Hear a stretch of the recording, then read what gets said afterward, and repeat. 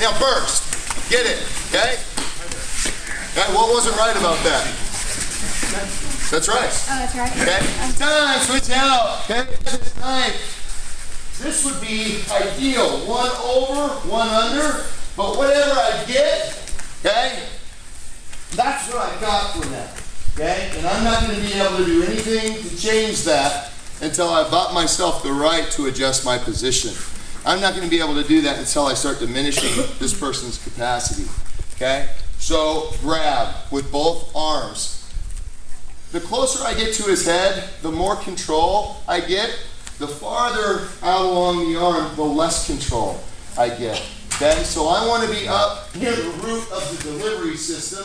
And even now, the control is just for a little while. I'm going to be getting to work on this guy. Okay? Let's switch out. Again, it's important in our training. In a lot of training, we give all the respect to ourselves rather than to our opponent. There is no pause button. When you grab, this person is going to be trying to fight their way out.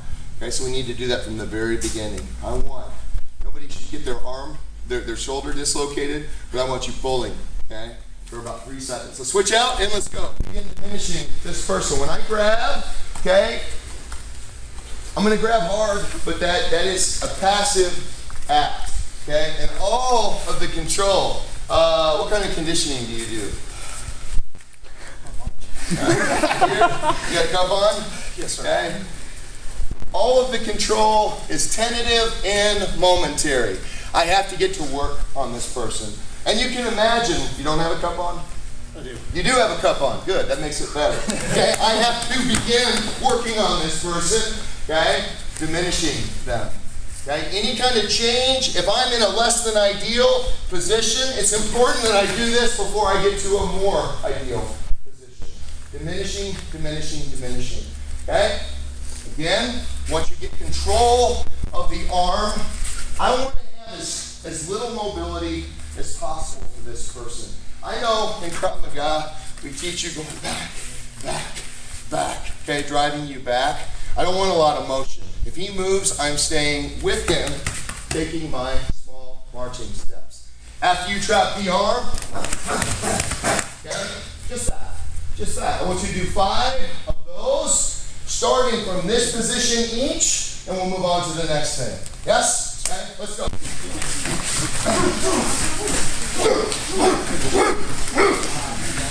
Time, everyone. I know everybody's itching for the disarm, right? Everyone's itching for the disarm. And this is going to be a pretty big change. I have stopped teaching standing disarms against anything except for guns. We started to feel the problem when I got second chances. Yes, okay, I'm able to make energy. I'm standing on my feet. I am mobile. After I have diminished this person, I'm going to put them in a state where they have additional tasks that they have to complete before they could even get back into this fight. Okay? From here, we have our diminishment. Okay? The moment, you notice where his head went? It went down. Okay? 3 things. One of 3 things can happen from here. This guy continues to aggressively try to pull his arm back. Okay? And I continue this, okay, until I get him to go neutral or defensive. Neutral is his head goes forward and he's not doing a whole heck of a lot of anything. Okay? Defensive is he's just trying to move his body away because he wants to get away from it. He's pulling his head back, he wants to get away from it. When he goes neutral or offensive, I start my takedown. Okay? Very simple takedown. I'm going to take this hand up here, okay? Right behind, okay? Not here on the crown of his head, just below it. I keep a death grip here. I'm going to circle, okay? And I am going to sit this individual down right in front of me. If there's any fight left, okay, let's go ahead and fight now. I'm okay with that, okay? We're not getting to the takeaway yet. I just want you to get here. How do you feel? You ready to fight? You ready to fight? No. Okay? Again, I'll help you out. There are many takedowns that we can choose to do. Okay? But there are some important things we need to think about with the takedown. One is if all of a sudden this guy gets back in the fight, his head's down, okay? It comes back up and he wants to fight some more, I can go right back to what I was doing, okay? That's one thing, okay? Another thing is if all of a sudden pick up the knife and come after me, I got another guy charging me, I can disengage, okay? And that alone, bumping in, the pinball is going to give me the couple seconds I need to flee, okay? So I need to go back, be able to go back to my combatives, or I need to be able to let go of him, okay?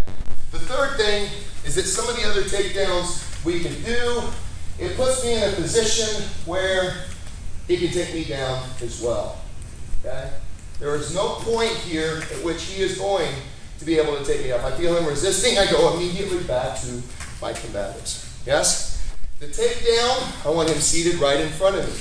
I make a small circle, pushing his head down to my center line, okay? I stay tight to him, and I put body weight on him, keeping him down. Seated position. From here, okay, we can continue this, raking right across. I've got groin shots, whatever I need to do, okay? Let's do this. We're going to start from here. And the combatives. Coming in. Yes? Let's do that 5 times each. Yes, sir. Yes? Okay. As I drive his hand down, even with no knife, let's let go of it, just make a fist.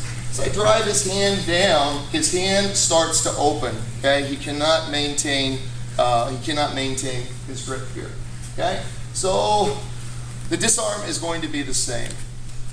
When it comes to controlling a limb, I want you to think in terms of the monkey bars.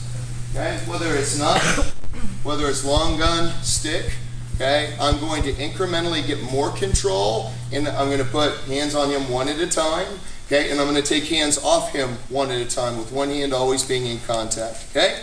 So for the disarm from here, okay? Tight, okay? Here, here, here, coming down. Stretching him out, rolling it down, peeling. Okay, now what? Who knows what's next? What's that? Stabbing. Do I? No. He did. Do I? Who here is in law enforcement? Okay? Do I? No. I step back and I assess. Okay? I assess. Okay? Because I had a deadly force situation here. I'm now the person who's armed. If he gets up and comes back after me, okay, then yes, I am going to use this weapon, okay? But I assess after I disarm someone. I need to be able to articulate what I did and why. Because when it comes to use of force, 2 questions. It's common sense, yes? Was it necessary? And was it proportional, okay? And if I can answer those 2 to a reasonable person, I'll be justified. I shouldn't have a problem. I shouldn't have a problem. Okay, so I take a weapon and I assess. I get control of my surroundings. The takeaway, again, in tight. Body weight, come back.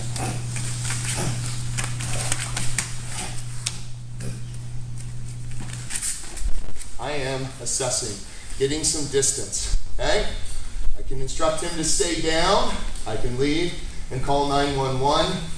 Don't have to do anything unless the situation changes. Does it make sense to everyone? Yes? Yes, sir. Okay. On the disarm, there should be no point at which you do not have a strong grip on that arm as you're working your way up it. Okay?